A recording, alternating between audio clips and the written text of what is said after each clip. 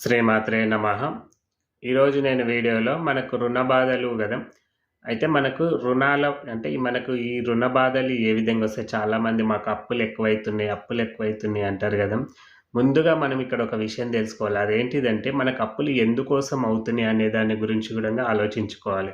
ఎందుకంటే కొంతమంది ఎట్లుంటారు అంటే ఇంట్లో అన్ని వస్తువులు కొంటుంటారు. అంటే అవసరం ఉన్నా, లేకున్నా ఒక 2, 3 సంవత్సరాలకు అవసరం పడేది ఇప్పుడే కొని పెట్టుకుంటుంటారు. అందుకే అసలు అప్పులు ఎందుకవుతున్నాయి అనే దాని గురించి అంటే మనం ఏమన్నా ఎక్కువ ఖర్చు చేస్తున్నామా? అనవసరమైనవి ఏమన్నా కొంటున్నామా? లేకపోతే మనము అంటే ఎక్కువ అంటే కొంతమందికి తిరిగే అవకాశం ఉంటది. కొంతమందికి షాపింగ్ చేసే అలవాటుంటది. ఇట్లా అంటే వీటి వల్లనే మనకు చాలా అప్పులు ఎక్కువైపోతాయి. అంటే మనకవసరం లేనిది. ఇప్పుడు ఒగాళ మనకొక 10,000 అంటే 10,000 శాలరీ ఉందనుకోండి. సపోజ్ 10,000 జీతం ఉన్నవాళ్ళు, వాళ్ళేం జేస్తారంటే ఈఎంఐలని, ఇంకా రెంట్లు ఇట్లా అంటే కొన్నిటిని మనము తగ్గించుకుంటే గానీ అప్పుల బాధను ఎందుకంటే మనము ఇవి పెంచుకొని ఏ పూజలు జేసినా, ఏ తంత్రాలు జేసినా అప్పులైతే మనకు తీరవుగా. ఎక్కడో పైనుంచి ఊడి పడవు గదా! మనకు డబ్బులనేది. మనమే కష్టపడాలి. మనం జేస్తేనే అప్పులు తీర్చగలుగుతాం. అంతేగాని ఎక్కడి నుంచో డబ్బులనేవి రావు. ఏ పూజలు, ఏ తంత్రాలు జేసినా దేవుడు వచ్చినా మనకు రుణాలివ్వడు గాబట్టి, మనమే కష్టపడాలి గాబట్టి, మనం ముందే మన బుద్ధిని మార్చుకోవాలి. అంటే మనం అంటే ఆలోచించుకోవాలి. ఇప్పుడు మనము సూపర్ మార్కెట్‌కి వెళ్తాం. సూపర్ మార్కెట్‌కు మనము ఏదో ఒక సామాను తెచ్చుకోవాలని బోతాం. ఆ సామాను తెచ్చుకున్నాక అక్కడ మనకేవో కొత్త కొత్తయి కనిపిస్తాయి. అప్పుడేం చేస్తాం మనము 10 రకాలయి కొంటాం. అంటే అప్పుడు ఖర్చు ఎక్కువైనట్లే గదా! ఈ పలానా వస్తువు మనం కొనాలి అనుకున్నప్పుడు ఇంటికాడనే మనము రాసుకోవాలి. ఆడికే తెచ్చుకోవాలి గానీ అక్కడికి పోయినంక మనం ఏం చేస్తామంటే ఇంగా 10 వస్తువులు ఎక్కువ కొంటాము. ఇదే ఎక్కువ ఖర్చవ్వడం అంటే. ఇప్పుడు మన జీతం తక్కువుంటది. కొంతమంది వాళ్ళ ఆలోచన ఎట్లుంటదంటే ఇప్పుడు ప్రైవేట్ జాబ్. ఇప్పుడు జాబులు ఎవ్వరికీ కన్ఫర్మ్‌గా ఉండవు. వాళ్ళకు సపోజ్ 50,000 జీతం ఉందనుకోండి. నాకు 50,000 వస్తున్నాయి అనుకుంటాడు. కానీ ఓ 2 సంవత్సరాలకి ఆ జాబ్ ఊడిపోతది. అప్పుడు ఆ జాబ్ మీద అంటే డిపెండ్ అయ్యి అతను వేరే దానికి మాటిచ్చినుంటాడు. లేకపోతే వేరేదేదో కొండింటాడు. లేకపోతే దేనికొక దానికి ఈఎంఐ పెట్టుకొనుంటాడు గదా! అప్పుడేమవుతుంది? జాబ్ బోతుంది. మనకు తొందరగా జాబ్ దొరకదు. అప్పుడు ఈ ఈఎంఐలన్నీ పెండింగ్. వాళ్ళ నుంచి పరువు బోతుంటది. అందుకే మనము ఏదైనా సరే మనకి ఎంత వరకు అవసరమో అంతవరకే కొనాలి. ఎక్కువ ఫస్ట్ మన బుద్ధిని మార్చుకోవాలి అంతే. మన బుద్ధిని మార్చుకుంటే అప్పులనేవి ఎక్కువ పెరగవు.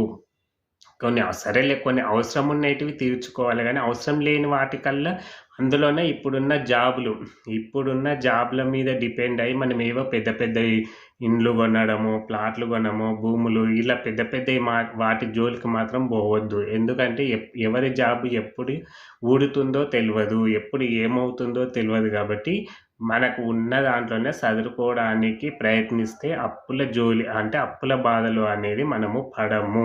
అంతేగాని చాలామంది మాకు అప్పులెక్కువైతున్నాయి, మాకు చావాలనిపిస్తుంది అంటారు గదా! ఎందుకవుతున్నాయనేది కాస్త ఆలోచించుకోండి. అయితే ఈరోజు నేను ఈ ఒక చిన్న పూజ జెప్తా. అయితే ఈ పూజ జేయడం వల్ల గూడంగా మీకెక్కడి నుంచో డబ్బులొస్తాయని నేను జెప్పలేను. ఎందుకంటే ఎక్కడి నుంచి రావు. కాకపోతే మన మనసు అనేది కంట్రోల్‌లో మాత్రమే ఉంటది. అంటే ఇప్పుడు నేను జెప్పినా గదా! ఒక సూపర్ మార్కెట్‌కి పోతే మనకు 10 రకాలు గనిపిస్తే అవసరమున్నయి గాక అవసరం లేనివి కొనుక్కొస్తాం. అలాంటివనేటివి తగ్గుతాయన్నమాట. అంతేగాని ఎక్కడి నుంచో ఊడి పడతవి డబ్బులు, మీ అప్పులన్నీ తీరుతాయని నేను చెప్పడం లేదు. ఈ చిన్న పూజ చేయండి. సరే కొన్ని మనకు అనుకోకుండా కొన్ని ఆపదలు గూడా వస్తాయి. దాని నుంచి ఖర్చు ఇంట్లో ఎక్కువ ఎవరికైనా అనారోగ్యాలు కావడము, అనుకోకుండా యాక్సిడెంట్లు కావడము, ఏమైనా బండ్లు రిపేర్లు కావడము, ఇవి అన్నిటివి తగ్గుతాయి. అంటే దేవుడి అనుగ్రహం వల్ల మనకి ఎక్స్‌ట్రా వచ్చే ఖర్చులు ఏమన్నా ఉంటే అవి తగ్గుతాయి. మన ఇంట్లో ఆపదలనేవి తగ్గుతాయి. అప్పుడు మనము కొంచెం సేవ్ జేసుకోవచ్చనమాట. దానివల్ల మనకి ఈ అప్పులనేటివి తీరడానికి అవకాశం ఉంటది. అయితే ఇది బుధవారం రోజు స్టార్ట్ జేయండి. మీరు మంగళవారం రోజే మీరెక్కడైనా సరే గరిక అందరికి తెలుసు గదా! గరిక తెచ్చుకోండి. తెచ్చుకున్న తర్వాత మీరు ఉదయము బుధవారము సూర్యుడు ఉదయించక ముందే అంటే 5:30 లోపట్నే మీ ఇంట్లో చిన్న వినాయకుడి విగ్రహం బెట్టుకొని మీరొక పసుపు వస్త్రము మీదేసుకోండి. అంటే కండువలాకనో ఏదో ఒక పసుపు వస్త్రం అయితే ధరించండి. మగవాళ్ళైతే పసుపచ్చది లుంగీ కట్టుకున్నా సరే, లేదా మెడల మీద ఏదైనా వేసుకున్నా సరే, వినాయకుని మీ పూజా మందిరంలో పెట్టి మీరేం చేయాలంటే ఒక కొబ్బరికాయ, గరిక తీసుకొని ఫస్ట్ మీరు వినాయకుడిని వేడుకోవాలి. తండ్రి, నాకు తెలిసో తెలవకో నేనైతే అప్పుల బాధ అయితే పడ్డాను. నాకు ఇంక మీదట అప్పులు కాకుండా చూడని మన తప్పును ఒప్పుకుంటే గాని దేవుడు మనల్ని క్షమించడు. మనం ఎందుకోసం అయ్యేటివి కొన్ని అప్పులుంటాయి. ఇంట్లో ఎవరికో యాక్సిడెంట్ కావడము, లేకపోతే ఏదో పెద్ద అవ్వడం, దానివల్ల అలాంటివి ఉంటే దేవుడు మనల్ని తొందరగా కరుణిస్తాడు. కానీ మన సంతోషాల కోసము మనం అప్పులు చేసినామనుకోండి, అవి మాత్రం తొందరగా క్షమించడు. కాబట్టి మనము ఒప్పుకోవచ్చు దేవుడి ముందు, నాకు ఈ అప్పులు ఎక్కువైనాయి, నన్ను క్షమించు అని మన తప్పును ఒప్పుకొని ఈ పూజ స్టార్ట్ చేయండి. 100% మీకు ఎలాంటి ఖర్చులనేటివి రావు.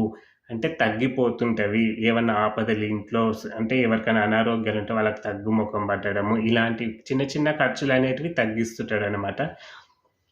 వినాయకుడిని పెట్టుకొని ఒక పసుపు వస్త్రం మీదేసుకొని, గరిక ముందు రోజే తెచ్చుకోవాలని కదా, ఒక కొబ్బరికాయ తీసుకొని నేను ఈ చిన్న మంత్రం చెప్తా. ఈ మంత్రంతోటి గరికతోటి వినాయకునికి అర్చన చేయండి. మీరు 11 సార్లైనా సరే, 21 సారైనా సరే, మీ ఓపికని బట్టి మీరు చేసుకోవాలి. వినాయకునికి ఈ మంత్రం పఠిస్తూ అర్చన చేయండి. ఓం గం గణపతే రుణహర్తాయై నమః. ఓం గం గణపత్యే రుణహర్తాయై నమః అనే మంత్రంతో ఒకసారి పఠించాలి. గరిక చేతిలో పట్టుకొని పఠించాలి, వినాయకుని దగ్గర పెట్టాలి. ఇట్లా అర్చన చేసుకుంటూ రండి. ఈ గరిక ఇట్లా 18 రోజులు చేయండి. అదేవిధంగా ఈ 18 రోజులు ఎవరైతే ఈ పూజ చేస్తుండ్రో, ఎప్పుడు ఈ మంత్రాన్ని పఠిస్తున్నారు, పూజ అయిపోయినాక సరే రోజు కొబ్బరికాయ నివేదన ఇస్తూ ఉండాలి. ఆ కొబ్బరికాయను ఎక్కువగా మీరు ప్రసాదంగా చేసి పిల్లలకు పంచండి. పిల్లలకు, మీ ఇంట్లో వాళ్ళు తినాలి, చిన్న చిన్న పిల్లలు ఉంటారు కదా, వాళ్ళకన్నా పంచాలి. ఇట్లా పంచుకుంటూ రండి. ఈ 18 రోజులు ఇలాగే చేస్తూ ఉండండి. అంటే 18